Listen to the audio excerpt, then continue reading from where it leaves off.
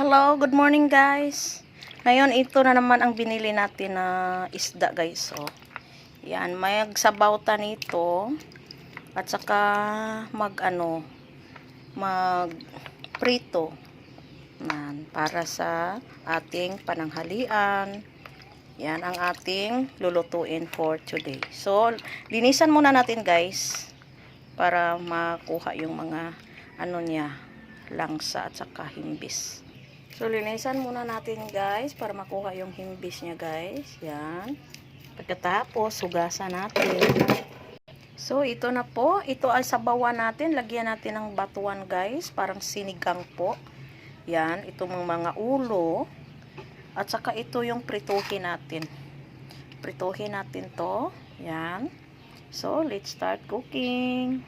Bago ang lahat, hugasan muna natin. Pangatlong hugas ko na po ito guys. Yan.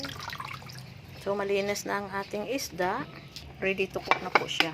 So, ngayon, lagyan na natin ng konting asin. Yan, ang ating tululahon. At saka ang ating prituhin. Yan. Let's go, guys. So, ngayon, nag-ready na tayo sa ating kalaha. Ay, kalao. Lagyan na natin ng mantika. Kasi, mainit na po ang ating, let's go cooking guys. Yan. Hintayin natin na mainit ang ating kalaha. So ngayon, mainit na ang ating kalaha. Pwede na nating ilagay ang ating isda. Yan po. Ilagay na natin ang ating mga isda. Yan po.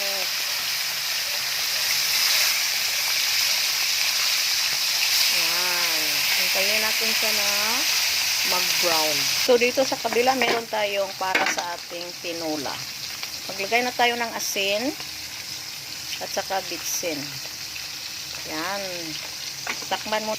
So, ngayon, ilagay na natin ang ating ito na po.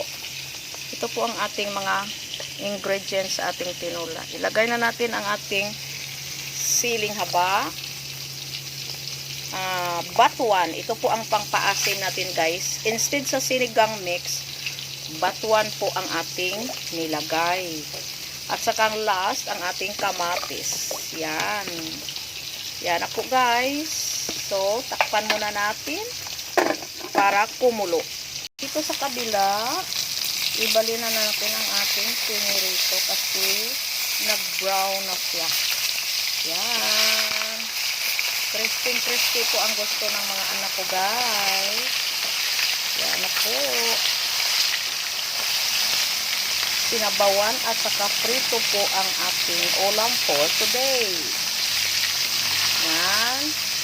Hintayin na lang natin na maluto siya bago na ito hahanguin. So, hintayin lang natin. So, ilagay na natin ang ating bombay sa ating tinola. Yan. So, takpan natin. Hintayin natin kumulo. So, luto na po ang ating pritong isda. Crispy na po siya, guys. Yan. Yan ang gusto nila. Crispy po. Yan.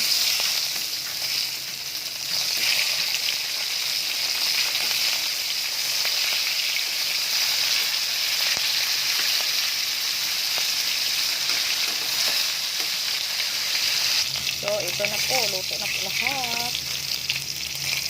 Kakaunin na natin lahat. Luto na po. So, ito na ang ating pritong isda. So, kumukulo na po ang ating tubig. So, ilagay na natin ang ating isda. Yan po. Ito po ang ating isda, guys. Ilunod na natin. Yan.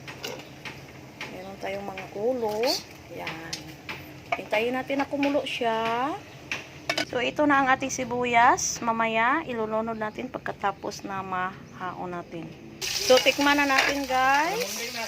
Yan. Ito na po. Kumukulo na. Hintayin na lang natin. So, dagdagan natin ng konting asin. Yan. So, ngayon, ilakay na natin ating sibuyas.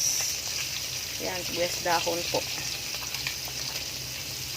Yan. Yan na po ang ating tinola sa batuan. Yan. Sarap ng sabaw.